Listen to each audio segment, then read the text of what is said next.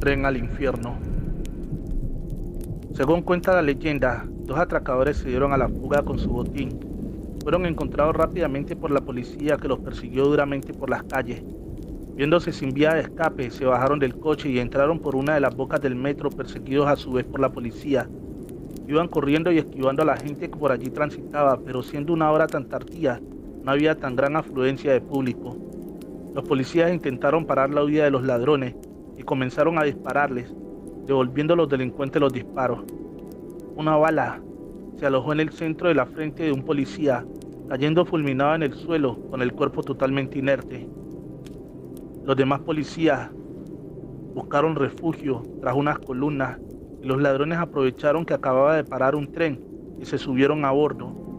Al entrar, miraron el vagón en el que solo había dos pasajeros, un mendigo sucio con una chaqueta que tenía una capucha, la cual llevaba puesta de forma que no dejaba que vieran su rostro, pero por su posición parecía estar durmiendo. Después de una buena borrachera, el otro hombre tenía un traje y pinta de ser abogado o un ejecutivo importante. Creyéndose seguros dentro del vagón, comenzaron a planear su fuga. Suponían que la policía los estaría esperando para detenerlos en la siguiente estación. El plan era bajar rápidamente del tren y adentrarse en los túneles, y ya desde ahí buscar una salida al exterior. Llegaron a la parada, pero para su sorpresa, el tren, en vez de detenerse, aumentó considerablemente la velocidad. Miraban por la ventanilla y era como si la gente que había afuera no se percatase de que un tren estaba pasando a gran velocidad. En ese momento, la luz empezó a parpadear y a perder intensidad. Muy asustados, fueron a buscar la manivela de parada de emergencia, pero había desaparecido y todas las puertas estaban selladas. Era imposible salir de aquel vagón. Las paredes del vagón comenzaron a teñirse de sangre y los asientos, que eran de plástico, empezaron a derretirse. Iban notando cómo el tren se desplazaba hacia abajo y entonces llegaron a una estación. El tren paró. No podían imaginarse lo que estaban viendo. Al fondo había una cámara de tortura y estaban despellejando a un hombre vivo. El mendigo se puso de pie, se quitó la capucha y pudieron ver unos ojos amarillos y una cara roja que los aterrorizó. Cogió al hombre trajeado y lo lanzó fuera del vagón, diciéndole que por haber sido un estafador, allí estaba su parada. Unas sombras se levantaron del suelo cogiendo al estafador y llevándolo a un foso lleno de gusanos, los cuales se dispusieron a comérselo por dentro. Estos gusanos te devorarán como tú lo has hecho, lucrándote del trabajo y del dinero de los demás para vivir rodeado de lujo. Miró a los ladrones y les dijo: vosotros no tenéis tanta suerte, vuestro destino está más abajo. Al día siguiente, se anunció en los periódicos la muerte de un policía y dos atracadores muertos a balazos a pocos metros del tren en el que se pretendían escapar. La muerte de la fábrica. Señor Chemo San Juan, quiero contarle acerca de esta foto que tomé en el patio de mi trabajo, donde quedó confirmado aquello que era el tema en la fábrica donde trabajé, y de no ser por esta evidencia, no lo creería. Resulta que hace como 4 años, mi transporte llegaba a las 2 a.m. para llevarme a la zona industrial en un pequeño poblado del Estado de México. Y esa noche, lo primero que hice fue acudir al baño. Estaba oscuro y un frío se sentía horrendo que nos calaba los huesos. Miramos mi compañera y yo a una chica parada a un lado de los lavamanos, con un triste semblante. Era lo normal, tal vez del cansancio de rotar los turnos, a veces hasta agotarnos completamente. Nos quedábamos dormidas, casi de pie, así que nada fue raro. Salimos a tomar un refresco antes de iniciar el turno. Se llegó a la hora de entrar y la chava seguía en el baño, pero se escuchaba clarito cómo pateaba la puerta una y otra vez. Yo no me quedé con la duda y entré para ver que estuviera. Era como si tocara de adentro hacia afuera y me empecé a asustar y mejor salí a pedir auxilio, hasta que alguien abrió la puerta del baño y ella cayó, pues su peso no soportó el lazo con el que se ahorcó y azotó con un golpe en la cabeza. Los guardias trataron de tapar la situación y nos sacaron de la fábrica todas. Minutos después entró una ambulancia, pero la conclusión que sacamos es que el CEMEFO va por gente viva. Desde ese día no duermo y mejor renuncié porque hay días que no la veamos. Y de 100 obreras ya solo quedábamos 70. Y creo que con esa foto que tomé ya no regresaré nunca más allí. Relato, escrito y adaptado por Chemo San Juan. Simplemente brujas. Autor, Alex Morales Gómez. Soy Tatiana. Hoy soy profesora de matemáticas. En aquel entonces, practicar el arte de la brujería era lo más peligroso que podías hacer. Pues si te descubrían te llevarían a la hoguera. Éramos jóvenes que queríamos experimentar. Saber por qué aquello que llamaban brujería era tan perseguido y tan emocionante. Así que le pregunté a una tía, hermana de mi madre, que si me podía ayudar a ser bruja. Efectivamente, ella dijo que sí. En una reunión hice un pacto con el Señor de las Tinieblas. El lugar era un bosque bastante espeso. Por allí no había casi nadie. Decían que allí vivía el demonio. Fui a la medianoche con mi tía y otras 3 chicas que querían ser brujas. Mi tía dijo unas palabras que en ese momento no entendí. Después de mi conocimiento en la brujería, supe que era una invocación a nuestro amo y Señor. Él apareció en nuestra presencia. Al comienzo solo era humo y un olor a azufre que llenó todo el lugar. Después ese humo se transformó en un hombre alto, vestía todo de negro. No se veía su cara, pero algo de él me atraía. Nos ofreció una copa, al parecer de oro. Él tomaba un sorbo y nos la pasaba a cada una de nosotras. Cuando la bebí, sentí que no era yo. Me sentí volar. Después caí de rodillas ante él y le prometí sumisión y cumplimiento por toda la existencia. Como les digo, yo era consciente de lo que hacía, pero no era yo. Después supe de quién estaba prometiendo sumisión. No era mi cuerpo, era mi espíritu. Mi cuerpo estaba tendido en medio del bosque como si estuviera desmayada. Si alguien pasara en ese momento, no vería sino el cuerpo de 4 chicas tirados en el bosque. Y me hice bruja. Aprendimos a hacer el bien, pero por defendernos del hombre y de la iglesia en nombre de Dios, hicimos con más frecuencia el mal. Aprendimos a huir, a mentir y muchas veces a reír. Los aquelarres eran la cúspide de nuestra labor. Estar reunidas con él era lo máximo. Tener sexo con el Señor de las Tinieblas era lo más maravilloso que te pueda ocurrir. Pero la sensación al estar con él no era sexual. Era una sensación de libertad, de sentirse dueña del mundo, de saber que estábamos por encima de los demás o podíamos hacer algo, lo que quisiéramos. Se habla mucho del vuelo de las brujas. En verdad lo que vuela es nuestro espíritu. Este va por encima de montañas y llanuras. Esa es una verdadera sensación de libertad. Sentir ese poder que te da ser bruja. Poder visitar a tus seres amados. También a tus enemigos. Tu espíritu no se parece a tu cuerpo. Es como si fuera un ave grande, pero tú eres difusa, como si fueras una sombra. Sentir que las personas te temen, así ni siquiera te hayan visto. Cuando sienten ese ser que no pueden ver de momento, pero sienten a esa presencia que los llena de terror. Ahora, cuando te pueden ver, se transfiguran.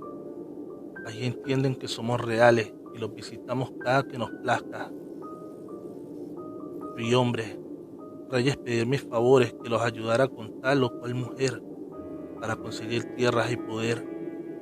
También mujeres de alto linaje caer donde mí de rodillas para poder tener un hombre a sus pies. Lo más irónico, muchas veces hombres de baja procedencia que rechazaban a una mujer de la más alta sociedad. Recibí sacerdotes que temían al demonio y pedían que intercediera por él para que no lo visitara en las noches, sabiendo que ningún demonio lo visitaba. Eran sus propios pecados que no lo dejaban vivir en paz. Ayudamos a traer las plagas que han afectado al mundo. Así como las trajimos, las hicimos desaparecer. Pero todos dirán que fue la fe o la medicina tradicional. Pero en verdad, es que siempre fuimos nosotras las brujas.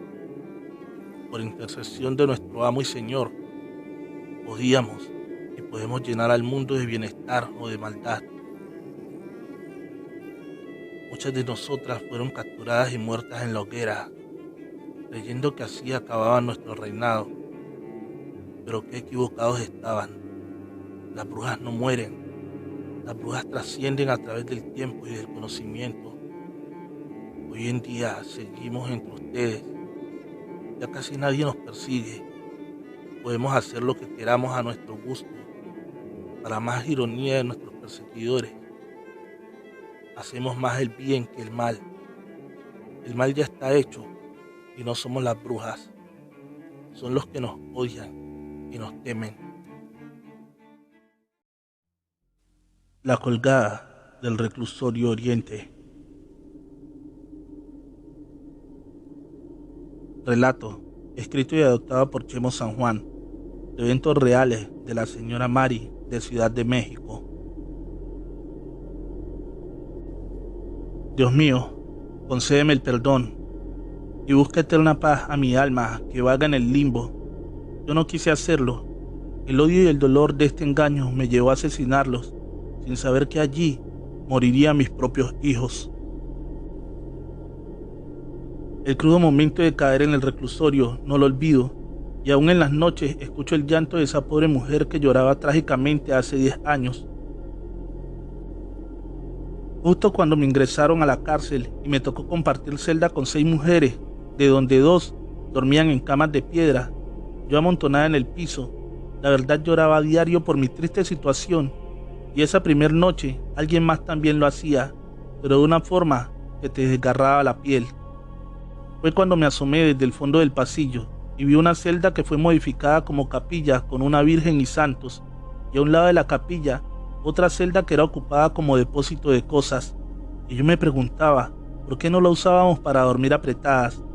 En ese justo momento de allí se asomó una joven y bella mujer por unos segundos para perderse en su interior. Yo no cuestioné nada y me fui a dormir después de que esa mujer se callara y dejara de llorar. Al amanecer le pregunté a otra reclusa que si había alguien encerrada en la celda junto a la capilla, y esta me dijo que no, que era imposible porque nadie quería estar allí. Ella me llevó y efectivamente estaba vacía, con cosas llenas de polvo y viejas.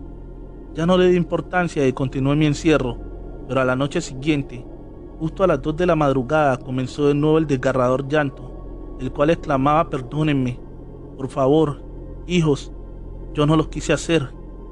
Ahora sí, este llanto despertó a la mayoría de las presas, y allí estábamos, las cuales comenzaron a rezar, y yo no entendía qué pasaba.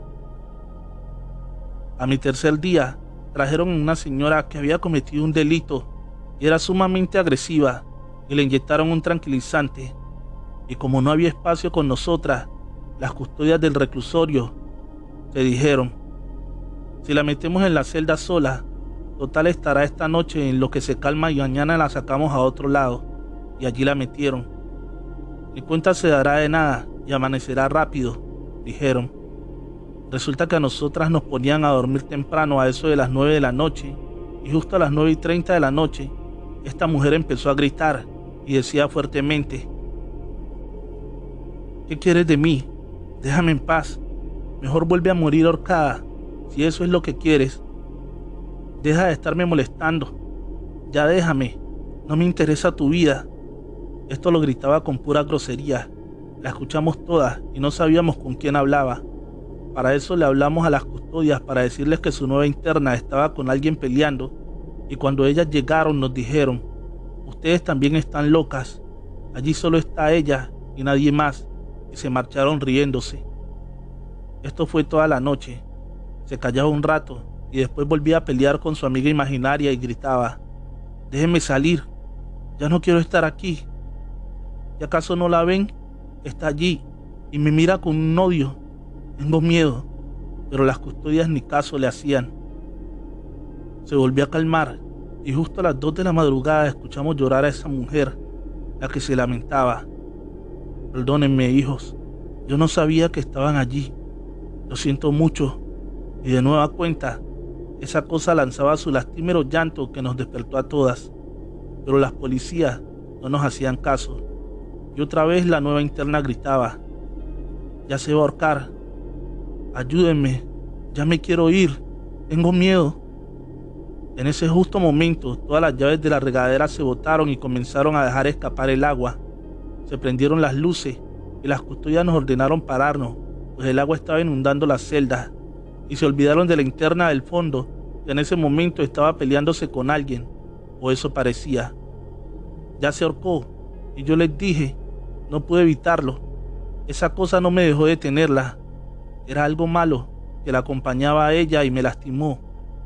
Cuando la sacaron, ella estaba en un baño de sangre, toda rasguñada y arañada completamente. Ah, te lastimaste tú sola, le dijeron las custodias, y ella respondió: fue ella la que se ahorcó. Cuando la quise detener, ella me lastimó, y de su odio rompió las llaves de los baños, pero no está sola. Hay algo malo con ella que la alimenta de odio. Por Dios, déjenme salir, esa cosa me matará. Esa noche, todas temblamos de miedo, pues no nos creían de lo que escuchamos, y ya nadie durmió. Nos pusieron a secar todo el agua y acabamos de madrugada. Al amanecer, una interna que lleva décadas allí nos dijo: todo lo que comentó esa señora que consideran loca es verdad. En esa celda hace 2 años se ahorcó su ocupante, una joven mujer, pues el remordimiento de lo que hizo la obligó a eso, y créanme, ella allí lo está pagando, vagando eternamente. Ella descubrió a su marido en casa de su amante, y entró y los asesinó a sangre fría junto con los hijos pequeños del amante, sin imaginar que ese día el esposo infiel se llevó a su aventura a sus propios hijos, que murieron en el interior de esa casa. Después de que ella la quemó y al darse cuenta de su atroz acto, se entregó a la policía y la condenaron a cadena perpetua. Pero poco le duró el gusto. Hoy se cumplen los 2 primeros años de que se ahorcó. Después de eso que pasó, hicimos una misa y le rezábamos a Dios por su alma noche a noche, pero de nada sirvió. Ella seguía penando, y gracias a Dios, después de casi 2 meses, quedé en libertad, y por fin pude descansar de ese miedo de la ahorcada, la que vaga suplicando perdón y espera en Dios algún día encuentre la paz por el resto de los años. Recuerda suscribirte al canal y activar la campanita de notificaciones. ¿Quieres apoyarme? Dale like y comparte este video con un amigo. El caballo del diablo.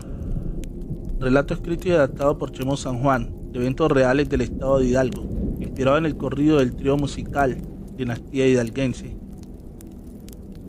El diablo es muy mentiroso y traicionero, además de vengativo. La historia que aquí relato es de un hombre que con el innombrable hizo pasarse de vivo. Don Juanito, a pesar de ser muy humilde, era ambicioso. Renegaba de su pobreza, pero cierto día, una diabólica idea se le metió a la cabeza, y esta era de ofrecerle su alma al diablo a cambio de riquezas. Cansado de trabajar el campo y de que éste no diera ganancias, a veces ni para comer tenía, don Juanito López, un humilde campesino de la Sierra Huasteca del estado de Hidalgo, México, de un pueblito conocido como el Infierno, allá entre las montañas, donde termina el aire y comienzan las barrancas, donde era difícil conseguir trabajo, y más con la edad de este señor, de más de 50 años, que también estaba enfermo. Comió un día y al siguiente, para engañar el hambre, solo tomaba café. Su situación era terrible, sin hijos, esposa y sin familia. Prácticamente estaba solo a su suerte, esperando la muerte por su triste situación. Sobrevivir en esas condiciones inhumanas era la muerte, y no faltaría mucho para que a él le llegara su hora. Siempre salía a caminar al monte, cerro o bosques, como buscando una salida a su pobreza, pues había escuchado hablar del innombrable, el también conocido compadre, amo y dueño de la noche y señor de los bosques, el mismísimo diablo, que todo lo podía. Él ya había perdido su fe en Dios, pues le quitaba día a día más de lo poco que tenía. Estaba desesperado y lo comenzó a invocar, desde ese día ofreciéndole su alma, a cambio de ser feliz un poco en la vida y de algunos lujos y riquezas, pero no recibía respuesta alguna de ningún tipo. Este pobre hombre no sabía que ya estaba firmando un pacto con el diablo, con Lucifugo Rofocale. Esa misma noche, poco antes de las 12, llegó a su choza un caballo color negro, más oscuro que la noche, pero este venía solitario, no traía jinete. Él lo recibió, le dio de comer y agua. Después se fue a dormir pensando entregarlo a su dueño al amanecer, pero en esos días nadie lo reclamó, y como si su suerte cambiara, él decidió quedárselo. 3 días después, un extraño jinete vestido de charro se le apareció en sus sueños diciéndole que lo corriera en la feria del pueblo, pero el pobre Juanito le corregía argumentando que no tenía nada de dinero para entrar a la apuesta, y el extraño charro le exclamó: ofrece al caballo como pago si pierdes.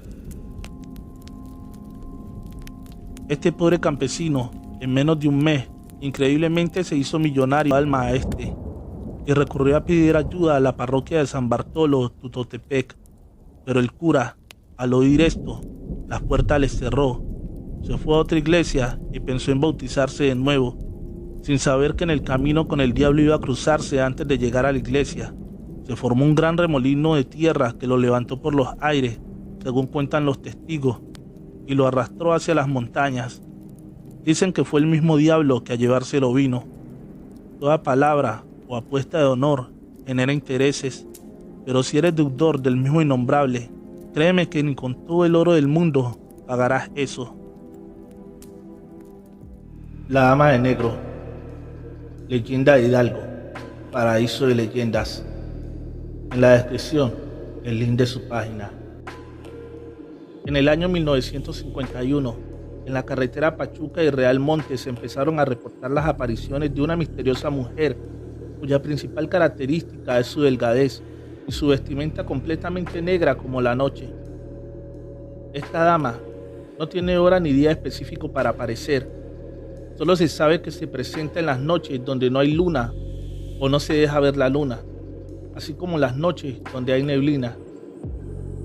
En las noches se observa a la mujer deambular muy cerca de la estatua del ingeniero J.J. Clifford, persona que murió en un terrible accidente, y en su honor los mineros de la Purísima Mineral de Monte mandaron a construir un monumento. En este lugar, la mujer le hace señas a los carros para que se detengan. Los conductores que se detienen afirman que la mujer les pide el favor de llevarla al Panteón Inglés. Al llegar al Camposanto, la mujer les pide que la esperen. Acto seguido ella baja del auto y atraviesa las rejas del cementerio, por lo que los conductores huyen asustados. En otros casos, se dice que la mujer les pide a los conductores que la lleven a San Bartolo, a un costado del cementerio municipal de Pachuca. Los conductores manejan con dirección al destino indicado, intentando sacar conversación a la dama, misma que no responde, solo para darse cuenta que a las pocas cuadras la mujer ya no está en el auto. Algunos hacen mención que esto puede ocurrir porque muy cerca del lugar donde aparece la dama hay una capilla de la Virgen de Guadalupe. Cabe mencionar que solo se aparece a los conductores que viajan solos en la madrugada y que su rostro siempre está cubierto por un profundo velo negro y sombrero. La mujer suele suplicar amablemente un aventón por las altas horas de la noche. Algunos conductores con malas o buenas intenciones acceden, pero ninguno ha observado su rostro, simplemente su figura, Es tanto el temor que muchos prefieren viajar acompañados, simplemente no pasar por esa zona. E incluso hay taxistas que muy de noche no quieren pasar por el monumento o por lugares muy desolados para evitar sustos o posibles apariciones de la dama de negro. Nadie sabe el origen de la aparición o la identidad de la mujer, a lo que mencionan que es un alma en pena. ¿Será Hidalgo el estado que representa a México en el concurso de las leyendas? El duende Baltasar, escrito por Alex Morales Gómez. Terror y misterio. En la descripción, el link de su página de Facebook. Síguelo. Dicen que en aquel entonces, una madre soltera, por evitar la vergüenza de estar embarazada, siendo una mujer sola, con ayuda de su madre, dio a luz a su pequeño y lo lanzaron al pozo del agua. La mujer no pudo con su culpa y pocos días después se ahorcó en un árbol al lado del pozo. Pero hay quienes aseguraban en aquel entonces que la desdicha de la mujer y la decisión de deshacerse de su hijo era más porque éste era producto de una violación de uno de sus tíos. La madre y el padre de la joven sabían de lo ocurrido y por no manchar el nombre de la familia, prefirieron deshacerse de la criatura. También se cuenta que el niño cayó vivo al agua. Al parecer por allí pasaba una hada madrina y se conmovió del llanto del niño. Su dolor era tanto al ver el alma tan negra de los humanos y sabiendo que este niño en pocos segundos se ahogaría y ella, una pequeña hada, no podría cargarlo y llevarlo con ella. Así que para liberarlo de la muerte, le concedió ser un duende y así ser inmortal como ella. Le dio por nombre Baltasar. El niño convertido en duende subió por el lazo con el que se lanza el balde para sacar agua. El hada le pidió irse a vivir con ella al bosque. Ambos se perdieron en la maleza, pero aunque duende, aún sigue con esa alma de niño. Sigue volviendo al pozo a buscar a su madre. Así que muchas mujeres que van en busca de agua lo escuchan cuando les pregunta: ¿eres tú mi madre? Hay muchas que aseguran haberlo visto. Es como un anciano, pero tan pequeño como un niño. Cuando las mira a la cara se le ve sonriente, pero en sus ojos hay un brillo de tristeza por no encontrar a esa madre que se deshizo de él. En los contornos del pozo, en las casas aledañas del mismo, se pierden muchos juguetes y pequeñas herramientas. Algunos aparecen, otros se quedan perdidos y si son de colores vivos, les gustan aún más. Los hombres nunca han logrado verlo, solo se deja ver de niños y mujeres. Para estas últimas siempre les pregunta: ¿eres tú mi madre? Juan Machete, escrito por Alex Morales Gómez. En la descripción, el link de su página de Facebook. Síguelo. Juan Machete era un simple campesino. Enseñaba a cuidar de sus vacas y de algunos cultivos, pero toda la vida desde muy chico quiso ser un hombre rico y poderoso. Así que consultó con una anciana bruja qué podía hacer para conseguir mucho dinero. Esta le dijo qué hacer. Un pacto con el diablo era lo más rápido para llenarse los bolsillos de dinero. Juan no lo dudó mucho y le preguntó cómo podía hacer esto. Ella le enseñó la oración. Es más, se la quería dar por escrito, pero Juan no sabía leer ni escribir. Así que se la aprendió de memoria. La oración se debía hacer a la medianoche en una habitación oscura, solo alumbrada por una vela negra, la misma que la bruja le vendió a Juan. Cuando terminara, después de hacer la oración con mucha fe, entraría en la habitación un ventarrón y apagaría la vela. Cuando todo quedara en completa oscuridad, él escucharía un susurro donde se cerraría el trato. El demonio le pediría algo a cambio por toda esa riqueza. La bruja le advirtió que a pesar de lo que todos piensan, el demonio no siempre pedía su alma, podía pedir lo que a él le pareciera. Juan Machete dijo que estaba dispuesto a dar su alma y hasta más. Fue así como Juan Machete se encerró en el cuarto de la herramienta, encendió la vela e hizo la oración. Efectivamente, como dijo la bruja, pasó.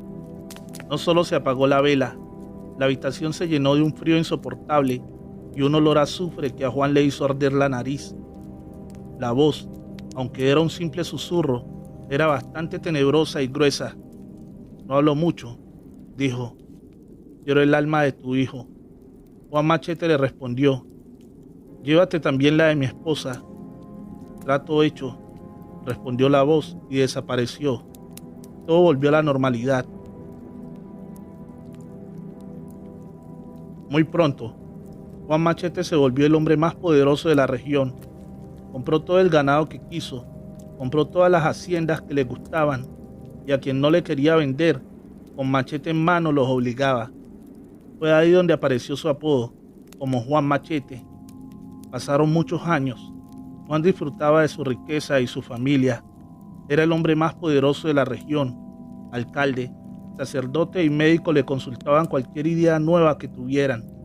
Más que todo, porque éste les daba dinero cuando necesitaban. Una noche que venía de la cantina, se encontró un hombre que vestía todo de negro. Lo vio aparecer en la oscuridad y le dijo que era hora de pagar su deuda, pero que podían hacer un trato. Si él le daba todas las riquezas acumuladas, él no se llevaría el alma de su esposa y su hijo. Este ya era un hombre que ayudaba en las labores de las haciendas. Era el encargado y dueño de todo.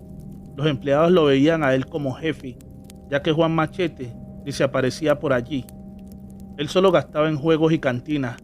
Juan Machete no quería ser pobre, pero estaba arrepentido de haber ofrecido el alma de su mujer e hijo, dos personas tan buenas.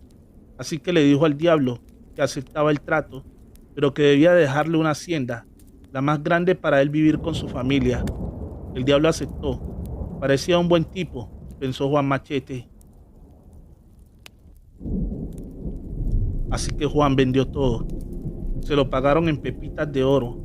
Juan Machete sabía de un antiguo terreno donde antes había una iglesia. Decían que aquel lugar era sagrado, así que fue allí y enterró el oro de las ventas y gritó en la oscuridad: aquí están tus riquezas. El diablo apareció en el instante, pero como diablo que es, supo de inmediato que no podía tomar aquel oro, ya que él no podía pisar ese lugar. Una sonrisa malvada se cruzó por su boca. Le dijo con voz calmada: con el diablo no se juega. Ese oro nunca lo podrán sacar de ahí. Tú, Juan Machete, serás el guardián por toda la eternidad.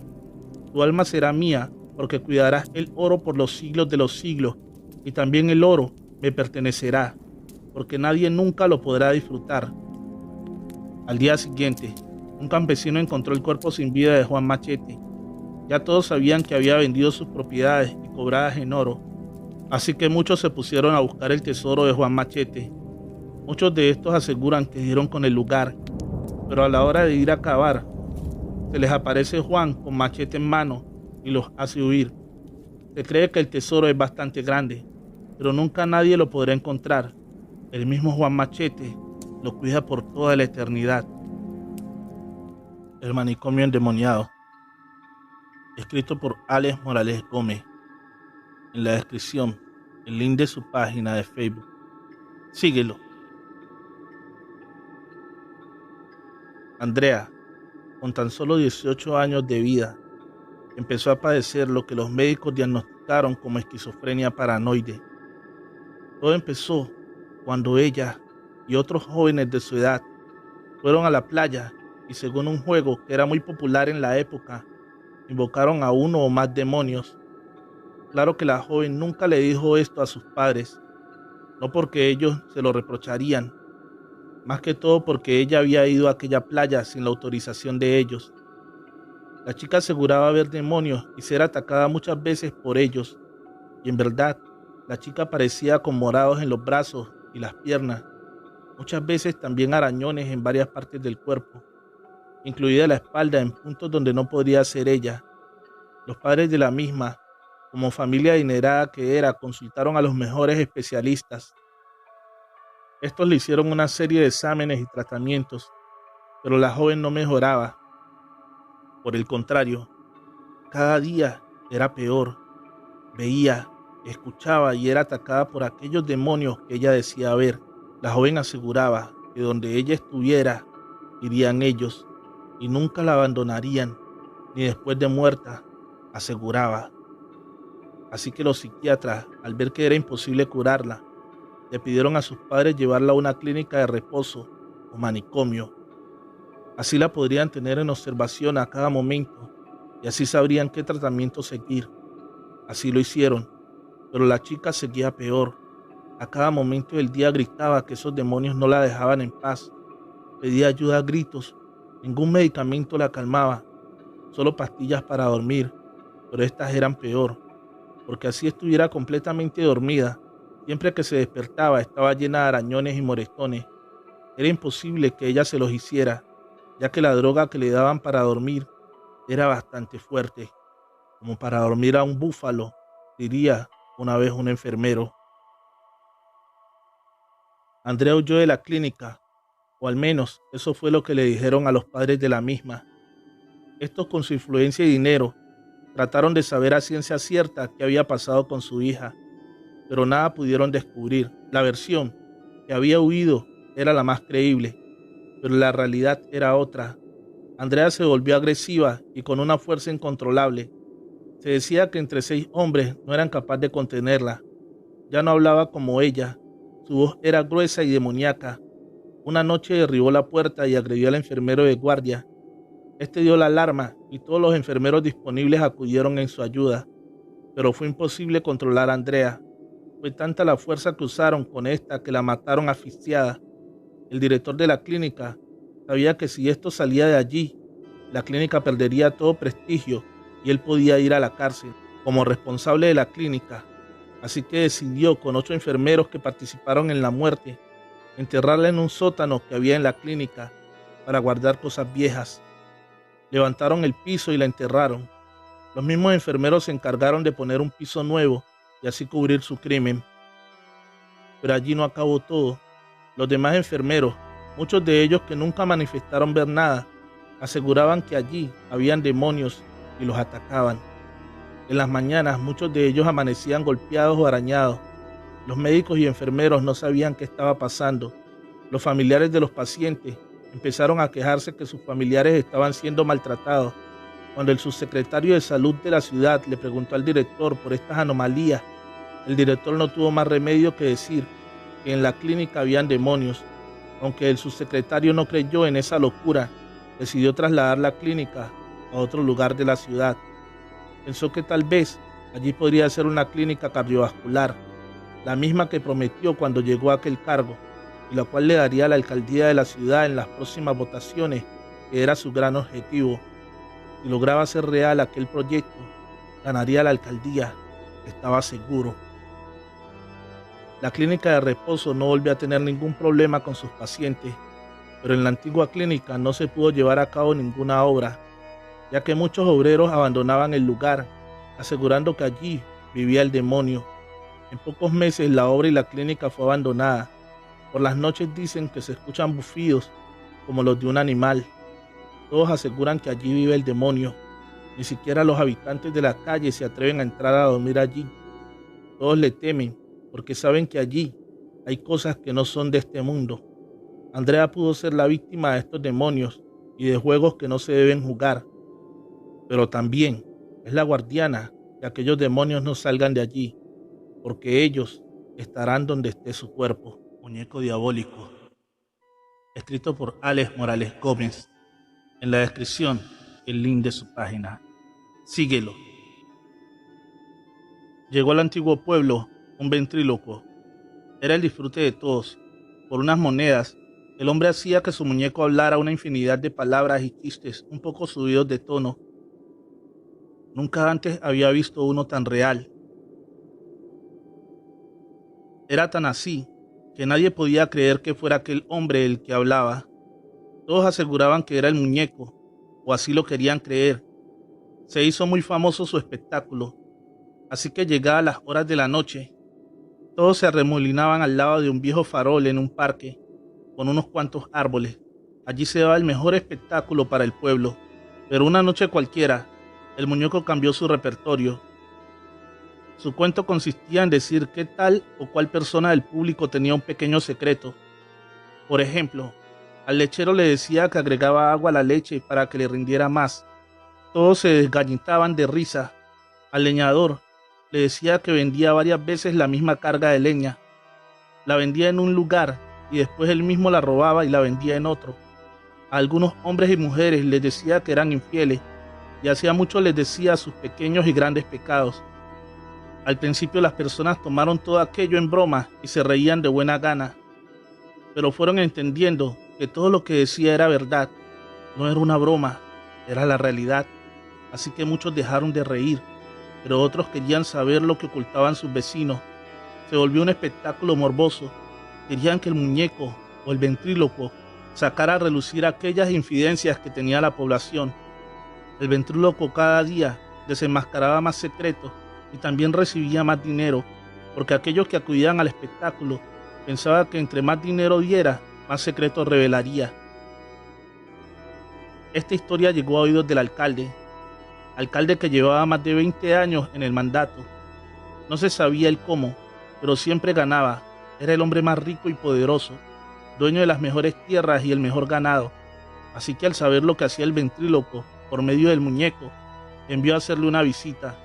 Después que terminara el espectáculo revelador de secretos, dos tipos llegaron con mazos en manos. La orden era hacerlo confesar de dónde sacaba la información que daba en su espectáculo, pero el hombre aseguró que él nada tenía que ver. Todo eso eran cosas del muñeco. Aseguraba que él no hablaba, era en realidad el muñeco. Los dos verdugos no le creyeron ni una palabra.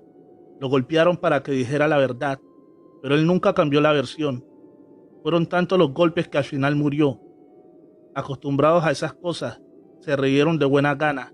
Dijeron en son de burla: este no aguanta unos cariñitos. Se cree que cogieron el muñeco y se fueron donde su jefe a contar lo ocurrido, pero no lograron llegar a dar razón. Los encontraron en un callejón apuñalados, con una nota pegada en su pecho, donde decía: estos mataron al ventrílocuo. El alcalde, hombre creyente de la brujería y el poder del demonio, aseguraba que eso era cosa del muñeco que estaba endemoniado, pero uno de sus hombres de confianza se creía más práctico y sabía que su jefe le creería, así que dijo que eso no era cosa del muñeco, aquello era cuestión de sus aliados, los cómplices con los que había hecho negocios en alguna ocasión. Estos querían desestabilizarlo y quedarse con todo, así que el alcalde le creyó a su mano derecha. Fue así que dio la orden de buscar en todos sus socios y cómplices al culpable de querer quedarse con todo. Así que los verdugos llegaban en las noches a casa de estos personajes, los golpeaban para que confesaran si estaban detrás de la riqueza del alcalde. Todos morían por aquellas golpizas. Nadie confesaba, porque nadie sabía nada. 10 y 6 hombres fueron asesinados en menos de un mes. Las personas del pueblo tenían miedo de salir en la noche y exigían al alcalde brindar seguridad. El alcalde, en su locura, creyendo que su hombre de confianza era quien lo quería traicionar, asesinó a sangre fría a su mano derecha. Lo dejó en un lugar oscuro y se fue a dormir. Fue la única noche que durmió bien en ese último mes, pero al día siguiente encontraron el cadáver del hombre con una nota que decía: me mató el alcalde porque sabía sus verdades y trampas. La policía no arrestó al alcalde, aquello no podía servir como prueba, pero el alcalde, sabiéndose culpable, enloqueció. En uno de esos arranques de locura, entregó todo lo que tenía a quien lo quisiera recibir. En pocos días quedó en la ruina. Su esposa lo abandonó, llevándose el único hijo que tenían. El alcalde deambula por la calle, vive de la caridad de las personas. Muchas veces deben vestirlo porque va en medio del invierno o el verano desnudo. Hay ocasiones que dice que esto se lo hizo el muñeco. Años después, alguien dijo en el pueblo que en el pueblo contiguo había llegado un ventrílocuo con un muñeco que decía las verdades, los pecados de las personas. Escrito y adaptado por Alex Morales Gómez. En la descripción, el link de su página. Síguelo. Probadores, gracias por ser parte de esta familia. Recuerden que pueden apoyarnos dejando un like o un comentario. Eso ayudará a que YouTube muestre a más gente este video. Manda pendiente. Trabajo en una farmacia que generalmente cierra un poco tarde, pero ese día en especial tuve que cerrar más tarde de lo normal. Así que mientras metía unas pequeñas bancas y unos letreros que se encontraban afuera pude percatarme del ambiente bastante turbio que se podía sentir. El cielo sin estrellas hacía que la oscuridad fuera aterradora. Algo que me llamó mucho la atención fue ver cómo de la nada comenzó a pasar bastante gente balbuceando, algo que no lograba comprender. Y lo más extraño es que es una zona poco transitada, y más a esas horas. Pude notar cómo esa gente caminaba sin rumbo fijo, y pude ver cómo se perdían entre la oscuridad, y solo quedaban los ecos de murmullos que se suponían eran rezos. Estaban por poner los candados del negocio, cuando un hombre se acerca a mí y me dice en tono burlesco: «Se te hizo un poco tarde, amigo». Cuando volteo hacia atrás, pude verlo con esa sonrisa perversa que dejaba ver unos afilados dientes. Cerré de inmediato y corrí hacia el bulevar, y te juro que podía escuchar cómo corría detrás de mí. Sentí que me desmayaría, pero por fortuna, en ese momento pasó el autobús y pude llegar a mi casa. Toda la noche tuve un sinfín de pesadillas. Soñaba con aquel hombre que me hablaba y pedía que lo ayudara, y con toda la gente que apareció de la nada. Pero justo cuando me iban a decir que necesitaban, me despertaba. A la mañana siguiente, traté de que mi jornada laboral fuera de lo más normal, cuando entró una señora de edad avanzada y me preguntó si me sentía bien. Ella me inspiró algo de confianza, así que decidí contarle lo acontecido la noche anterior. Ella me escuchaba con atención, y cuando terminé, ella, bastante preocupada, me contó que antes de que en ese lugar fuera una farmacia, un joven había muerto. Nadie sabe exactamente cómo fue que murió, pero de lo que todos estaban seguros es que era un devoto de la Santa Muerte, y lamentablemente había hecho una promesa que no pudo cumplir, y dicen que vaga cada cierto tiempo tratando de poder cumplir aquella manda que le prometió.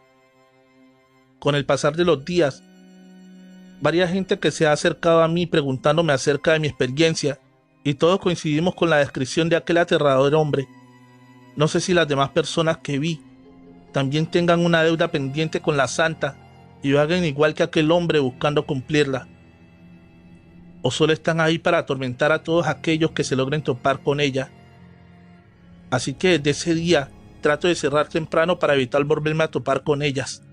Y si se preguntan si las pesadillas siguen, solo cuando la noche se torna más oscura, el aullido de los perros retumba por las calles al escuchar las almas que andan en pena.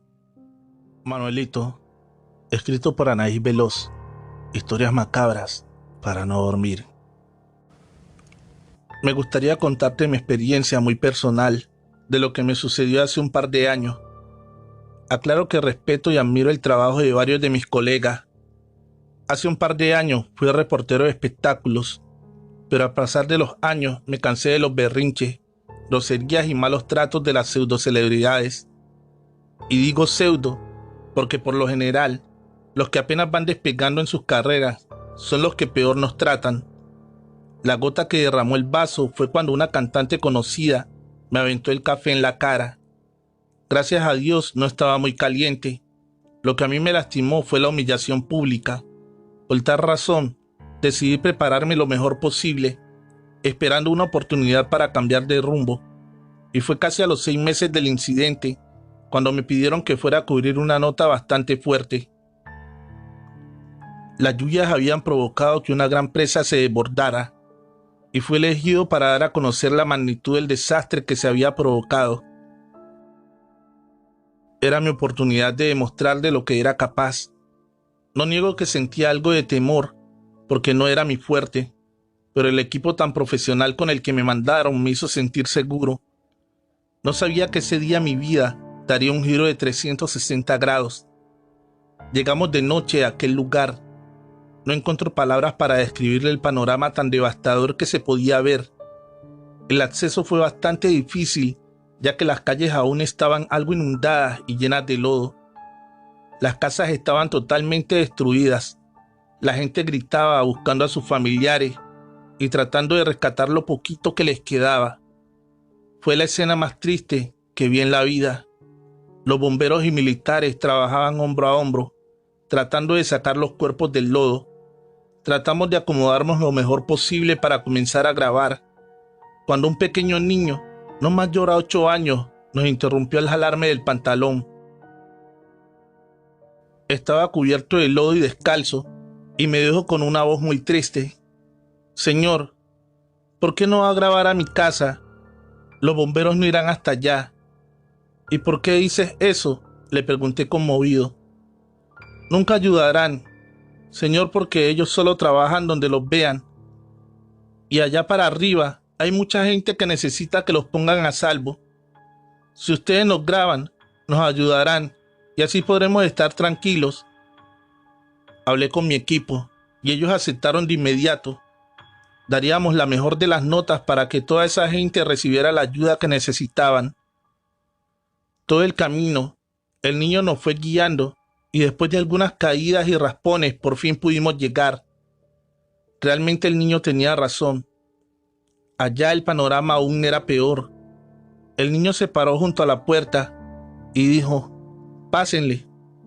Ahí le dicen a mi mamá que los invitó Manuelito.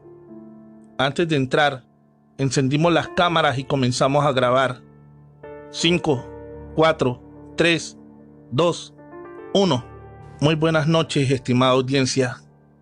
Nos encontramos donde hace algunas horas la presa colapsó, provocando una fuerte inundación. En estos momentos estamos entrando a una de las viviendas donde se puede apreciar que ha sido una de las más afectadas. Quedamos en shock al ver que se encontraba una señora moribunda debajo de un ropero. Dejamos de grabar enseguida y como pudimos sacamos a la mujer de ahí. Le hablamos al grupo de rescate para que nos ayudara, pero nos dijeron que tardaría un poco más de una hora, ya que el acceso era muy difícil. La mujer comenzó a gritar: mis hijos, ayuden a mis hijos. Empezamos a buscar de inmediato. Al levantar lo que parecía una alacena de madera, nos quedamos helados al ver al niño que nos había pedido ayuda, cubriendo con su pequeño y frágil cuerpo a otro niño como de 2 o 3 años. Manuelito, Manuelito, le gritaba el camarógrafo, al mismo tiempo que trataba de reanimarlo. Pero todo fue en vano. Manuelito estaba muerto, y al darle los primeros auxilios al segundo niño, este casi de inmediato comenzó a reaccionar. El cuerpo de Manuelito le había servido de escudo a su pequeño hermano. Llegaron los rescatistas y antes de llevarse a la señora y a los niños, me preguntó cómo es que sabía el nombre de su hijo, a lo que nos limitamos a decir que él les había salvado la vida. Fue una experiencia bastante dura para nosotros, ya que en todos los años que tenía de experiencia, jamás me había pasado algo similar. Al estar editando para presentar la nota, se habían grabado varias escenas de cuando sacamos a la mamá y a los niños. Nuestra nota fue todo un éxito, ya que conmovió a medio país. Me ofrecieron un muy buen trabajo, pero lo rechacé de inmediato, ya que no estaba preparado para tan dura labor. Al terminar la nota pudimos conseguir una foto del niño que su mamá nos proporcionó y le pusimos la siguiente reseña: en memoria de Manuelito, un ángel extraordinario, guerrero incansable que moriste por salvar a tu hermanito y volviste de la muerte para ayudar a tu madre y vecinos. Gracias, Manuelito, por enseñarnos el significado de la palabra amor. Micaela, escrito para Anaí Veloz. Historias macabras para no dormir. Esta historia que te contaré a continuación es muy breve. Me la platicó mi mamá y asegura que es verdad. Me relata que su abuelita tenía una hermana llamada Micaela que era muy bonita. Incluso se decía que era tal su belleza que era cortejada por los jóvenes más ricos de esa época. Pero eso poco le importaba a Micaela, porque según decía que nadie tenía lo suficiente para tenerla. Era una joven bastante soberbia y muchas veces grosera. Sus padres siempre trataron de hacerla cambiar, pero conforme iba creciendo, ella empeoraba su comportamiento. Cierto día llegaron unos comerciantes europeos a la ciudad y ahí conoció Micaela a Patrick, un joven de 22 años que le robó de inmediato el corazón. A pesar de que Patrick era mayor que Micaela, eso nunca le importó. Al poco tiempo se hicieron novios y en cuestión de semanas Patrick le propuso matrimonio. Ambas familias estaban felices con el matrimonio, porque ambos eran de buenas y adineradas familias. La ceremonia se llevaría a cabo el 2 de noviembre a las 7 de la noche en la catedral. Se cuidaron todos los detalles para que la boda fuera la mejor de todos los tiempos. Pero antes de prepararse para tan magnífico evento, Micaela tuvo que acompañar a sus padres a dejar flores, como cada año a sus abuelos y tíos al panteón. Esa era una tradición que celebraban desde hacía ya 10 años. Al llegar al cementerio, Micaela se encontró un cráneo casi al entrar, y en lugar de pasar por un lado, ella lo pateó con tanta fuerza que al ver esa acción su madre se enfadó y lo obligó a ir por el cráneo y ponerlo donde lo había encontrado, porque según decían, que era de muy mala suerte mover huesos u objetos que se encontraban tirados en el panteón. Ella regresó pateándolo nuevamente y diciendo: te invito a mi boda, espero no falte porque será la mejor boda de la ciudad. Micaela, por Dios muchacha, respeta a los muertos, le decía a su madre enfurecida. Tranquila mamá, solo lo estaba invitando a mi boda. Sería un placer que contara con su distinguida presencia. Lo decía mientras no paraba de reír.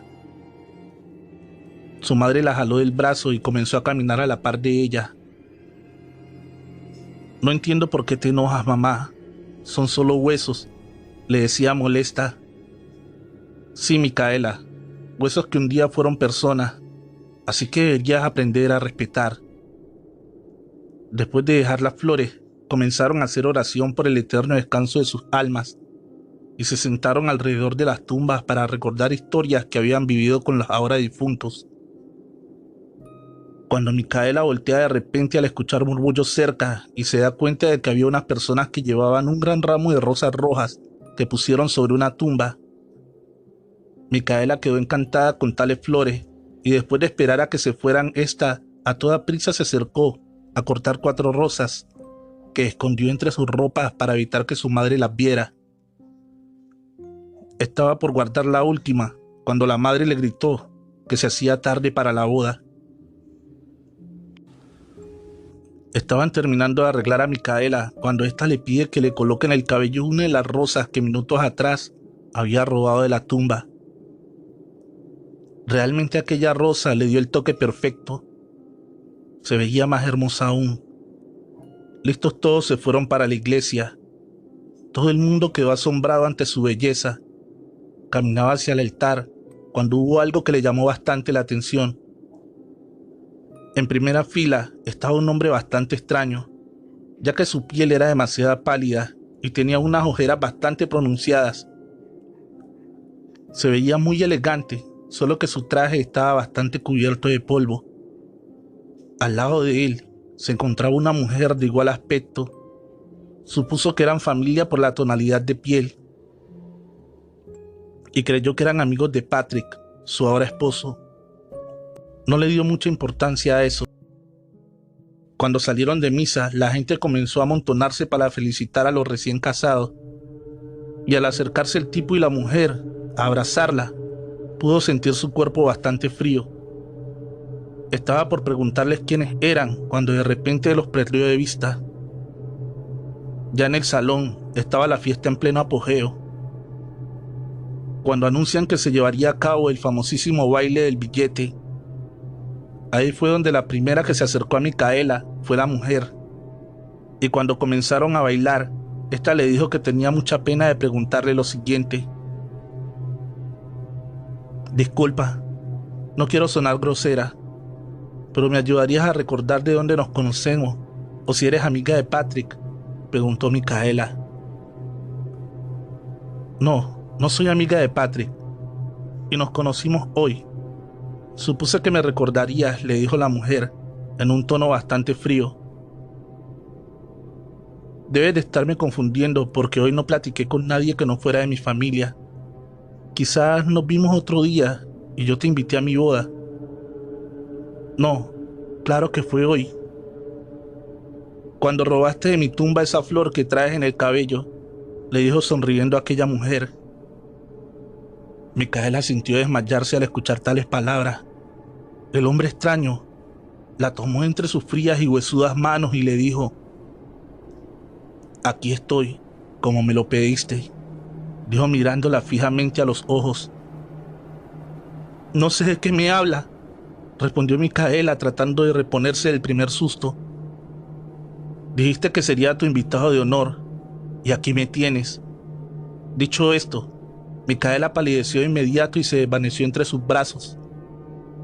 Este comenzó a elevarse y seguía bailando con ella como si hubiera una pista en el aire. Al ver esto, los invitados comenzaron a gritar y a rezar. Al ver a Micaela bailando en el viento, a varios metros de altura, después de unos minutos, la dejó caer al piso y él desapareció en un instante. Se dice que Micaela murió de un infarto cuando bailaba por los aires con aquel extraño sujeto. Otras tantas dice que lo que la mató fue la caída tan brusca que tuvo. Pero en realidad, solamente Dios sabe qué fue exactamente lo que pasó. Saquen sus conclusiones y díganme, ¿qué es lo que piensan? La invocación de la bruja, escrito por Silvia Mejía. Hola, ¿que quién soy yo? Te estarás preguntando. Te lo diré. Soy una chica con raíces de bruja. Desde mi tatarabuela hasta mi generación, practico la magia, para ser más exacta, la blanca. Una mañana me pregunté si era capaz de invocar cualquier espíritu. ¿Por qué no invocar un ángel? Y puse mis manos a la obra. Así que tomé mis velas, las cuales ungí en esencia de rosas. Tomé mis mejores cerillos de madera, los cuales solo cubo para ocasiones especiales. Agua de lluvia, mezclada con la más dulce y fresca agua de río, cargada con la energía de la luna llena, la miel más pura que tuviese a mi alcance, pues sé que ellos son como niños inocentes y dulces. Eso fue lo que me dijo mi amasita, mi bisabuela.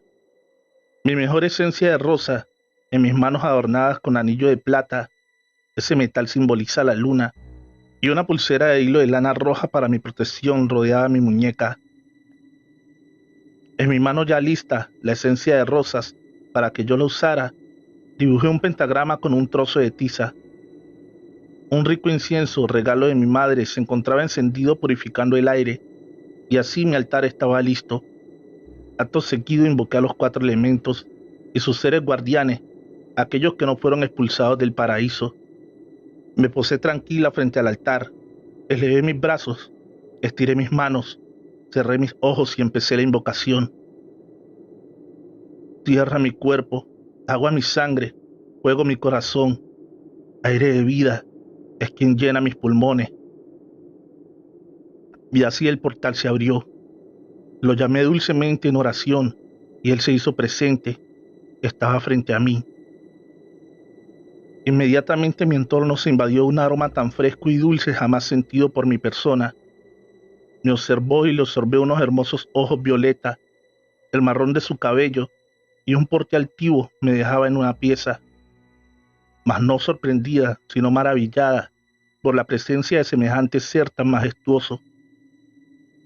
Me dijo, ¿en qué te puedo ayudar? Pues he respondido a tu llamado, así que tú dirás. Le contesté, al tenerte aquí frente a mí ya me has ayudado resolviendo mis dudas, pues lo que yo quería saber, ahora lo sé. El ángel respondió, ¿y qué era lo que querías saber? Solo aclara mis dudas, que si yo llamara a uno de ustedes, ustedes acudirían a mi llamado. Siempre hemos acudido a los llamados de aquellos que nos llaman con fe y creen en nosotros. Y me les quedé viendo y dije, muchas gracias, eso es todo lo que necesitaba. Te agradezco mucho. Es momento de que regreses en paz al plano donde habitas. Disculpa si ocasioné alguna molestia. A lo cual pude sentir que el ambiente se puso tenso, pues un escalofrío me recorrió desde la nuca hasta donde termina mi espalda baja. Acto seguido mi piel se puso de gallina y pude notar la desesperación real del ángel, la cual me transmitía hasta el pecho, haciendo palpitar más aprisa mi corazón. Cuando me pedía protección con desesperación, por favor, No cierres el portal, te lo suplico. No permitas que yo regrese. Prometo cuidarte y protegerte. Permíteme quedarme contigo. Le pregunté, ¿por qué no querría regresar? Y él respondió, no te lo puedo decir, solo no permitas que regrese. Permíteme quedarme contigo. Nosotros no tenemos libre albedrío. Nosotros solo fuimos creados para obedecer. Entre otras cosas pensé, una bruja con mi poder, con un ángel a mi servicio, realmente no tenía mucho que pensar, pues sentía una gran ventaja. Trovadores, hemos llegado al final de este episodio. En el comentario fijado y la descripción estaré dejando el link del video Mandato de Brujas, volumen 8. Escúchalo. Gracias a nuestra querida suscriptora Silvia Mejía por este relato. Paraíso de Leyendas. La Cañada de las Vírgenes. La leyenda nació en Huarapán. Se dice que había un estanque, enclavado en la Sierra Madre Occidental, cuyas aguas cristalinas reflejaban una pureza y transparencia que se podían observar con claridad los peces dorados que ahí vivían. Pero el estanque estaba maldito por los espíritus de mujeres que esperaban a los hombres se sumergieran para ahogarlos. La leyenda tiene su origen en épocas prehispánicas. Los mexicas realizaban sacrificios en ese lugar a sus ídolos. Se seleccionaba a las mujeres más hermosas y vírgenes para acostarlas sobre 3 grandes piedras a orillas de la cañada para poder extraer su corazón y cuya sangre alimentaría a sus deidades. Son aquellas almas de todas esas mujeres las que quedaron atrapadas, ya que sus cuerpos eran arrojados a las aguas. En 1795 llegó a Huarapán un trabajador de la corona española de nombre Carlos de la Bastida. Él tenía la misión de averiguar si en la zona estaban cultivando tabaco, ya que esta planta era ilegal ante las leyes españolas. Él junto a su hijo y su guardia recorrieron la zona, pero no encontraron nada, donde ellas fueron sacrificadas. Si cumplían, ambos podrían irse. Sin más remedio, entre los dos sometieron a los soldados y les sacaron el corazón, arrojando sus cuerpos en las aguas a manera de sacrificio. De la culpa, Carlos viajó a Morelia, Valladolid en ese tiempo, y luego partió a la capital de la Nueva España para presentar su renuncia por cuestiones de salud. Ambos regresaron a España y se internaron en un monasterio. Al pasar los años, la gente le agarró miedo al lugar, por lo que no comentaban su existencia para evitar que más gente muriera ahogada. Pero un campesino cayó a las aguas de la cañada cuando volvía del trabajo, aunque pudo salir fácilmente con una cuerda, afirmando que nadie lo jaló al fondo. Aún así, llevó a un sacerdote para bendecir el lugar con la esperanza de que se liberaran las almas atrapadas. Pese a ese suceso, nadie se atrevió a nadar en ella, menos cuando un cuerpo había sido encontrado en aquel lugar, ahorcado de una de las ramas de un árbol que pegaba al estanque. Ese hombre era Ignacio de la Bastida, quien había regresado para poder pagar sus culpas. Fue desde esos siglos que la gente ya no compartía la ubicación de dicho lugar, aunque se dice que se encuentra en ese municipio, pero nadie se ha atrevido a buscarlo. ¿Será Michoacán el estado que represente a México en el concurso de las leyendas? Relato, escrito y adaptado por Paraíso de Leyendas. En la descripción, el link de su página de Facebook. Síguela. Recuerda suscribirte a este canal y activar la campanita de notificaciones. Trovadores, feliz noche, amantes de cuentos de terror.